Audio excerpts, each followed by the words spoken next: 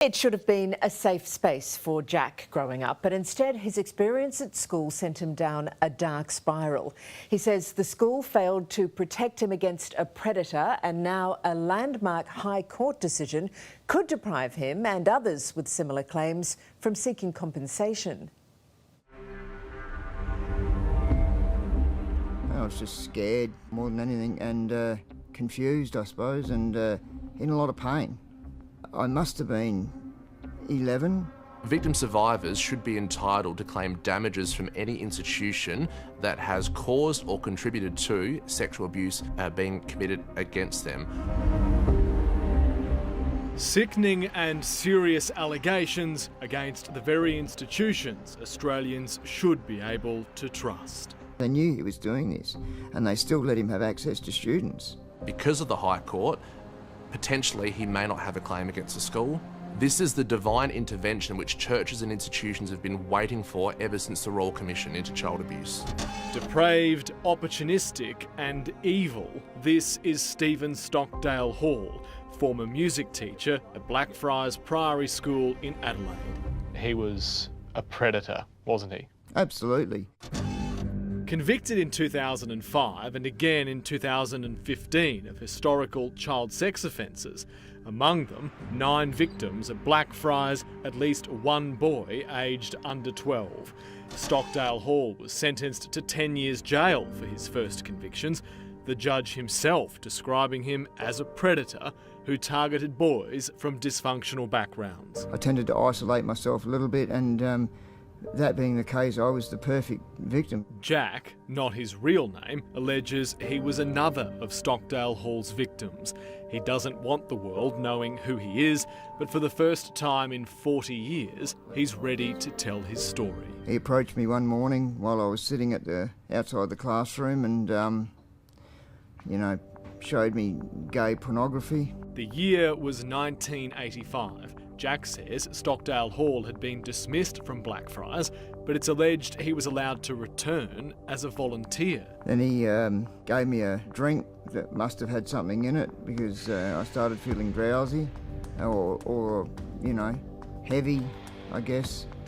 And he led me down to the toilets and took me into a stall and basically, raped me. Jack was in year 7 at the time. At that age, you wouldn't have had any idea of what his intentions were or what was happening to you.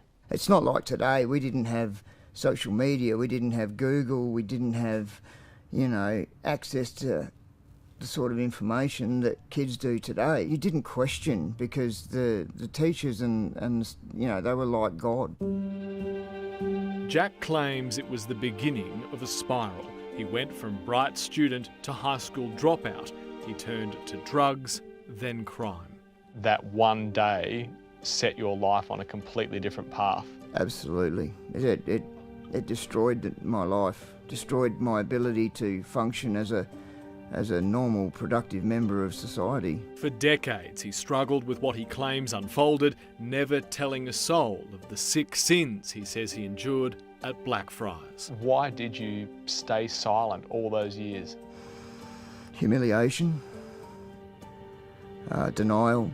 His allegations have never been tested in a criminal court, but he is suing Blackfriars Priory School, claiming it's vicariously liable because it failed to protect him from the abuse. Started thinking about how things are different now, how there's people believe you, and I also started to get angry, and wanted them to be held accountable. The school was aware of allegations pertaining to Mr. Stockdale Hall, yet they continued to let him surround himself with children and effectively open up infinite resources for him to continue with his predatory behaviour. Andrew Carpenter from Webster's Lawyers is representing Jack. Our position is that the institution has failed him because they were aware of Mr. Stockdale Hall's predatory behaviour. But a recent High Court ruling on the extent to which religious, charitable and volunteer organisations are liable for historical child abuse could derail Jack's quest for justice and the compensation claims of others like him. Well, this High Court case is the best thing that's happened to the church since they became exempt from paying taxes in Australia. The court deciding vicarious liability cannot be imposed on an institution for a member's unlawful conduct unless there's a genuine employer-employee relationship. Andrew says it means Blackfriars Priory School could try to deny Jack's claim on the basis Stockdale Hall was a volunteer, not an employee, at the time he allegedly raped Jack in the school toilets. Victim survivors are now too scared to come forward because the highest court in the country is effectively saying that we will not award you damages if an offender has committed abuse against you when they are not employed. Blackfriars Priory School declined our requests for an interview, but has told A Current Affair Blackfriars is aware of the allegations made by a former student who attended the school in the 1980s. The allegations are subject to ongoing legal proceedings and the school is unable to comment.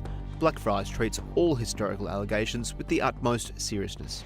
If Jack is unsuccessful in his civil claim against Blackfriars, his only other avenue for compensation is via the National Redress Scheme, capped at $150,000 per claim and marred by backlogs and delays. Calls now growing louder for state governments across the country to legislate around the High Court decision to ensure victims get the long-awaited justice they deserve. This is something that the states can legislate out of and direct the liability back at the churches and institutions rather than the churches and institutions relying upon taxpayers. And you're not going to go away quietly. Absolutely not. I'll stand in front of the school with a big sign letting everybody know if I have to. I'm not going to let them get away with this.